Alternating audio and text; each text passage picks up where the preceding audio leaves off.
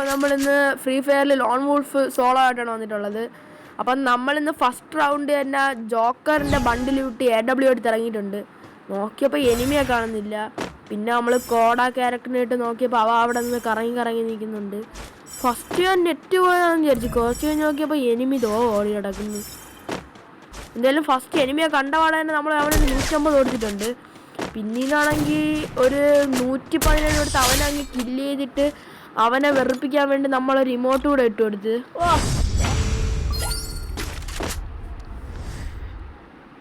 അപ്പോൾ നമ്മുടെ വീഡിയോ കാണുന്നവരെല്ലാവരും തന്നെ ചാനലൊന്ന് സബ്സ്ക്രൈബ് ചെയ്തിട്ട് ഒരു ലൈക്ക് ചെയ്തിട്ടിരുന്നാൽ നമുക്കതൊരു വലിയ പ്രോത്സാഹനമാവും.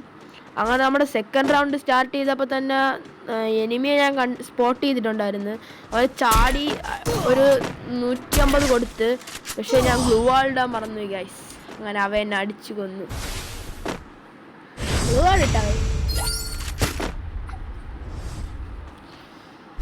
അടുത്ത റൗണ്ട് സ്റ്റാർട്ട് ചെയ്തപ്പോൾ അവനാണ് വെപ്പൺ എടുക്കുന്നത്. അവൻ നമുക്ക് ഫസ്റ്റ് തന്നെ ഡെസേർട്ട് ഈഗിളാണ് എടുത്തു തന്നത്. നമുക്കാണെങ്കിൽ ഡെസേർട്ട് ഈഗിളിലോ കളിച്ച് വലിയ ശീലവുമില്ല. നമുക്ക് കളി എന്താവുമെന്ന് കണ്ടറിയാം.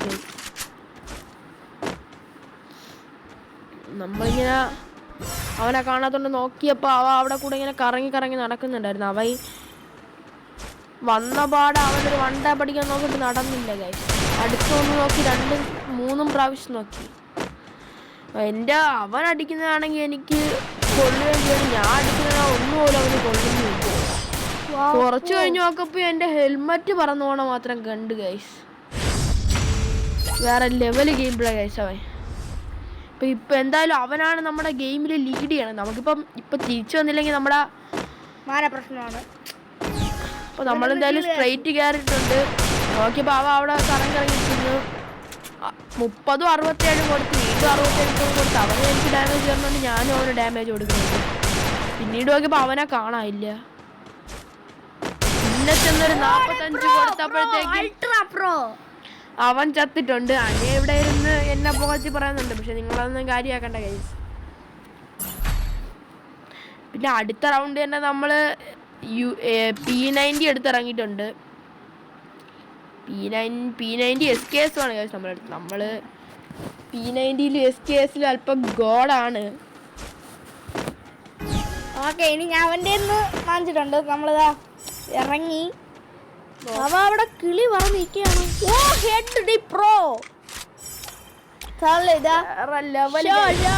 ജോക്കർ വേറെ ലെവൽ. അടുത്ത റൗണ്ട് 6 നമുക്കിനി ജയിക്കാൻ കണ്ടാ ഗണ്ണിന്റെ സ്കിൻ കണ്ട ഇപ്പം ട്രാക്ക് ചെയ്ത് കളിക്കുകയാണ്. വേറെ ലെവല്. അവൻ കിളി എന്റെ മോനെ. അയ്യോ, നമുക്കാണെങ്കിൽ അടിക്കുന്ന അടിക്കൊള്ളുന്നില്ല. ചാളിജ് നമ്മൾ അടിക്കുന്ന അടി ഒന്നുപോലെ അവന് കൊള്ളുന്നില്ല. ഇതിപ്പോ വലിയ അഭിമാന പ്രശ്നമായിരുന്നു.